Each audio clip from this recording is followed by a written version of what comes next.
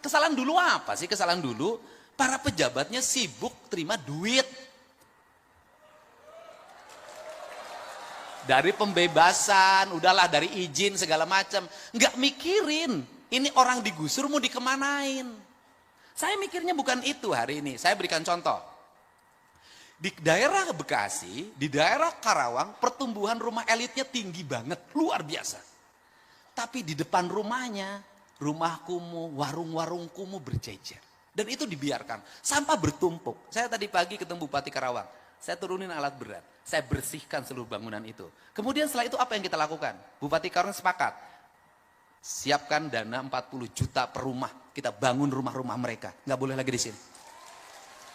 Maka anggaran bantuan perumahan di provinsi hari ini kan sudah 40 juta. Tetapi di balik itu juga kita harus bicara kearifan.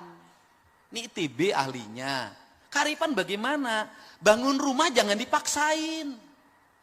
Di Sumedang, di samping kaki bukit dipasang perumahan. Di endak-endak ini rontok. Ini juga nggak boleh sembarangan. Kata orang Sunda, ciri sabumi, cara sadesa, jawada tutung biritna, sacarana sacanan, lain tepak sejen igel, pasti pakodari tenyaho. Apa itu artinya? Membangun itu harus sesuai dengan karakteristik lingkungan.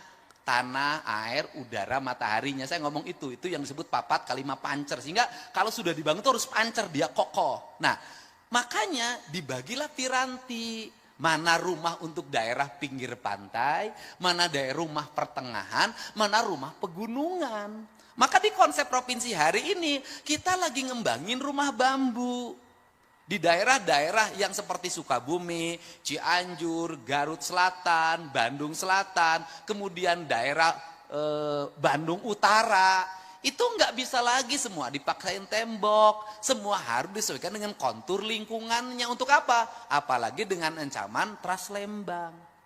Kan harus kita pikirkan bencana yang akan ditimbulkan dengan itu. Setelah itu maka yang paling berikutnya harus dirumuskan oleh kita adalah membangun brand tentang rumah. Bagaimana brand? Kita ini rumah itu tidak dibangun berdasarkan culture-nya. Bangunan-bangunan, ini sini, ini beda, ini beda, ini beda, ini beda. Makanya kenapa, apa sih yang unggul dari sebuah kompleks developer perumahan itu? Yang unggulnya adalah bangunannya sama, jalannya, aksesnya ada, fasilitas umumnya ada. Yang paling berat hari ini adalah di perumahan biasa. Kenapa? Lomba-lomba, tetapi di situ harus ada pembatasan, Pak. Pembatasannya bagaimana? Mereka yang mendapat akses terhadap kredit perumahan tipe 36 itu tidak boleh besok tiba-tiba dirubah perumahannya menjadi tipenya tipe mewah.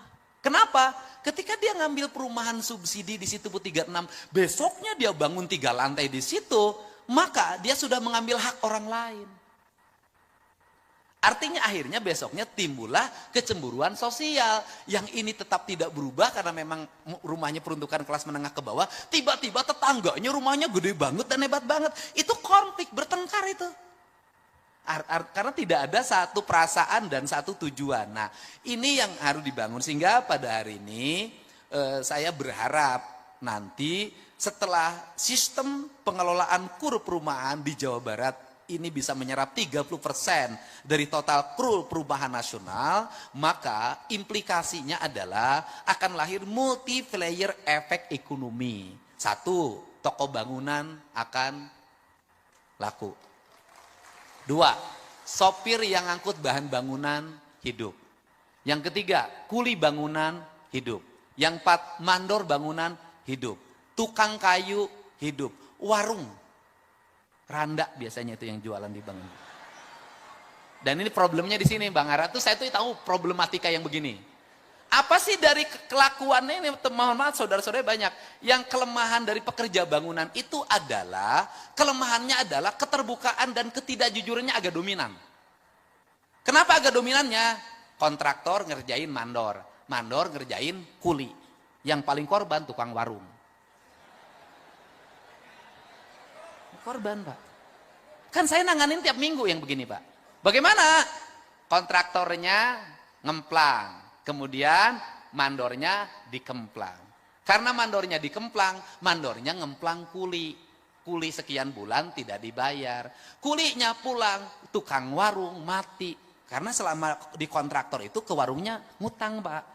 Jadi kalau tidak dibayar, itu tukang warungnya nggak kebayar. Atau terbalik yang kedua, yaitu tukang bangunan yang nakal. Saya tahu kenakalan yang begini. Karena saya pernah jadi kuli ngaduk, Pak. Saya tahu, Pak. Saya SMA itu kalau liburan, Pak, Bang Ara, saya kalau SMA kalau libur, itu 1 bulan, saya selalu ikut kuli di bangunan, Pak. Jadi kalau urusan ngaduk, saya nggak bisa ditipu, Pak. Jadi kalau saya ngaduk tidak bisa tipu, diaduk-aduk saya tidak akan pernah tertipu, Pak. Nah, bagaimana? Yaitu selama di kuli bangunan, pacaran sama yang punya warung. Ini kan liku-liku kehidupan, Pak. Pacaran sama yang tukang warung, Pak. Ya kan, tukang warungnya ya cantik lah di antara laki-laki yang ada di situ. Nah, kemudian uang yang dia pakai itu habis, dikasihin terus. Pas mau pulang nggak punya duit. Nanti nyampe ke rumah pura-pura sedih sama istrinya. Ceritanya gimana? Tadi bayar kumandor atau pula-pula kecopetan. Itu seninya kuli bangunan, Pak. Nah, dan yang terakhir, kekuatan inilah yang harus menjadi daya dukung. Yang terakhir kan orang ribut tentang penutupan tambang yang berdampak pada menurunnya produksi tambang untuk kepentingan pembangunan. Sebenarnya saya ini lagi mengatur siklus. Kenapa? Hari ini setiap ada proyek pembangunan selalu dimanfaatin oleh preman. Untuk apa? Mendapat bahan tambang. Ahli tambangnya tidak punya, modalnya cuma sewa alat berat. Ngambil bahan baku di mana-mana. Jualnya sama dengan yang lain yang berizin. Bayar pajak tidak, bayar reklamasi tidak, hanya pinjam alat berat. Mereka tiba-tiba menjadi orang-orang kaya mendadak di berbagai tempat. Tapi uangnya hilang lagi karena besoknya kawin lagi. Saya tahu gitu loh. Nah, saya ini sekarang lagi membuat regulasi untuk apa? Pembangunan yang di sini, sumber tambangnya dari sini. Tambang di sini yang digeser, setelah tambang apa yang dilakukan. Kemudian ini dengan ini MOU, langsung tidak lagi pakai pihak orang. Kamu kebutuhan tambangnya sekian juta kubik, dipenuhi dari sini, kamu fokus aja melayani ini kontrak. Untuk apa? Mendapat kepastian subsidi, supply, dan tidak mahal. Dan tidak lagi ada calo di sini. Kenapa? Karena bahan bangunan itu dicaloin. Saya tahu kalau lagi ada proyek pembangunan di sini, maka toko-toko preman di situ ngambil semua. Pasir dari saya, batu dari saya, koral dari saya, semua dari saya. Dan si kontraktor harus tunduk, atau pengembang atau pengusaha harus tunduk pada dia. Akhirnya dia mendapat bahan baku, 1 dikurangi volumenya, 2 harganya dimahalkan, kalau enggak diganggu. Maka saya udah pengalaman yang ini, maka oleh saya dibuat nanti, ini langsung nih kirim ke sini, ini langsung kirim sini. Andai kata pun dia ingin menjadi supplier, maka bahan baku yang disuplainya sudah dari perusahaan tambang ini. Dia tidak bisa ngurangi volume dan dia tidak bisa naikin harga karena sudah ada kontrak harga. Wajarlah untuk bagaimana menghidupi kontraktor lokal, ya kamu dapat sekian nih, ini dari sini, Anda angkutan. Saya tuh bangun itu untuk apa? Saya ingin mendidik masyarakat Jawa Barat untuk tidak boleh untung dari enteng. Setiap orang yang berusaha harus kerja keras dan berkeringat, tidak boleh hanya menjadi jagoan kemudian jadi kaya. Saya nggak mau. Karena nanti orang Jawa Barat tidak kompetitif. Nah kemudian yang terakhir, apalagi problem dari perumahan ini Bang Ara adalah mendapat kepastian developer yang berkualitas dan jujur. Karena seringkali jadi rakyat kecil tuh dikorbanin lagi. Bagaimana? Banyak developer yang bebasin tanahnya tidak lunas. Setelah itu ketika sudah lunas sertifikatnya tidak bisa dibagi. Karena dari induknya belum dipecah. Terus setelah itu apa lagi? Banyak yang sudah masuk uang, bangunannya tidak dibuatkan. Dan korbannya di mana-mana. Nah, untuk itu sudah selayaknya Ray, ini Mas Joko, mengumumkan developer-developer yang memiliki standarisasi berdasarkan penilaian Ray. Ini penting. Kalau yang jujur kayak Mas Joko kan makin banyak. Nah ini, ya harus berani. Ini abadnya abad keberanian. Kenapa? Karena Ray bukan hanya melindungi developer, Ray harus melindungi konsumen. Kalau mau saya buka itu pengaduan, ngantri Pak, yang korban seperti itu. Nah, karena karakter developer juga sama. Kenapa developer banyak mengalami problem ekonomi? Bukan tidak dibayar dari pengembang, dari konsumen, bukan itu. Itu tadi, gaya sudah lebih dulu, kantornya hebat, mobilnya bagus, istrinya tambah. Tiap minggu ke luar negeri, ya itu yang susah. Sama dengan kontraktor-kontraktor di kabupaten dulu saya zaman bupati, punya borongan 200 juta, malamnya sudah karaokean dengan yang baru. Saya tahu lah karakter begitu. Dapat 30% DP, itu nggak dipakai untuk bank, bukan. Dia sudah pakai nyanyi, atau dapat kerjaan dapat kerjaan proyek, disubkan lagi. Habis disubkan lagi. Banyak kontraktor yang saya lihat, itu selama jadi kontraktor, hanya menjadi anggota asosiasi pengusaha, tapi tidak pernah ngeborong. Ngesub aja kerjanya. Nah kalau nggak kebagian paling, puas ya, aing tuh kebagian. Aing asli orang dia. Modalnya begitu saja. Di abad digital itu nggak bisa lagi begini. Jadi pada akhirnya, siapapun yang jujur mengelola, maka dia akan mujur.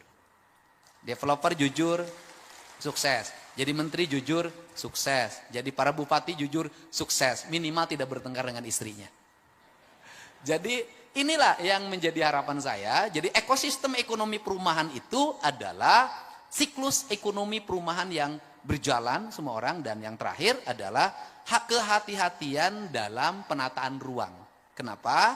Karena kita ngejar target produksi rumah, harus kita hati-hati terhadap penataan ruangnya. Kalau tidak, yang dijanjikan rumah mewah bebas banjir, ketika musim hujan banjirnya 2 meter. Yang terakhir, negara harus mulai membatasi kepemilikan rumah. Kenapa? Karena habisnya tanah itu oleh orang yang ngambil rumah di mana-mana. Saya tahu lah di Jawa Barat ini, misalnya di Bogor, waktu dulu rumahnya penuh. Dan kebanyakan perempuan yang ngisi rumah itu. Ketika suaminya pensiun, perumahannya kosong semua. Rupanya pindah, ketahuan. Nah maksud saya, sudahlah gitu. Punya simpanan diambilin perumahan gitulah. Ya udah, susah-susah amat. Ada pengembangan baru tempat ini, ngambil satu buat yang kuliah di sini, buat yang kuliah di sini. Besoknya pensiun, kan nggak ada yang torin rumahnya. Istrinya juga diambil lagi sama yang lain. Nah, ya udahlah. Bapak-bapak kan semua pemain, kan saya pelatih, Pak.